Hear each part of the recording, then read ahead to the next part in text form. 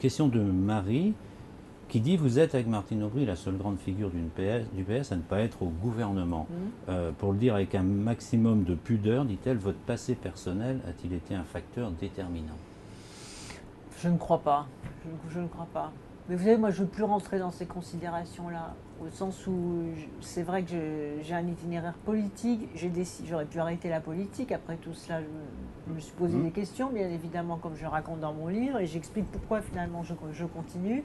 Et donc, je ne veux même pas me poser cette question. Donc vous ne voyez, considérez pas que François Hollande, par précaution, dise non, non, pas Ségolène? Je ne crois pas. Non. Mais je ne veux, vous voyez, je ne veux même pas me poser la question philosophiquement, parce qu'on ne la poserait pas à un homme. Vous voyez ce que je veux dire?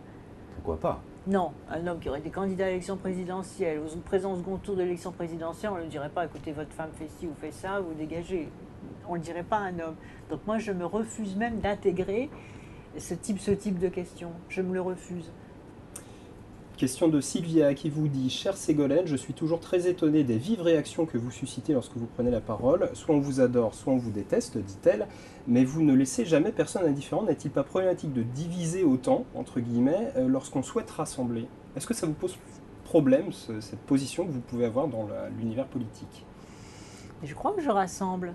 Je rassemble sur des idées fortes. La preuve, c'est que toutes les idées neuves de 2007, qui ont été parfois très violemment critiquées, y compris dans mon camp, elles ont toutes été reprises en 2012. Toutes. Quand j'ai parlé de nation, on m'a dit: ah, mais non, ça ne va pas, c'est de droite. Quand j'ai repris le drapeau de tricolore en disant: mais la gauche aussi, elle doit être républicaine, elle doit pas laisser ce drapeau au Front National, on m'a dit: mais qu'est-ce qu'elle fait? En 2012, ça n'a plus posé aucun problème. Quand j'ai dit: mais la sécurité, c'est un élément majeur, c'est ni de droite ni de gauche, la gauche doit s'en saisir avec l'ordre juste, ça a été repris. La défense des politiques familiales, etc. L'anticipation sur l'écologie, jusqu'à 20 ans, vous le disiez tout à l'heure, j'étais ministre de l'Environnement, j'ai fait voter la loi sur les déchets, la loi sur les paysages, l'application de la loi sur l'eau, la première loi contre les OGM. Vous n'êtes pas d'accord avec Sylvia quand elle dit que vous provoquez un clivage chez les Français? Un clivage, je ne dirais pas. Des positionnements, oui. Mais c'est un compliment, finalement, que me fait cette internaute. Pourquoi? Parce que la politique ne doit pas laisser indifférent. La politique doit susciter le débat. Pourquoi c'est important? Parce que dans un débat, les gens s'expriment. Ils expriment leur opinion, ils expriment leur vision, ils expriment leur façon de voir. Quand on les laisse indifférents, ils subissent.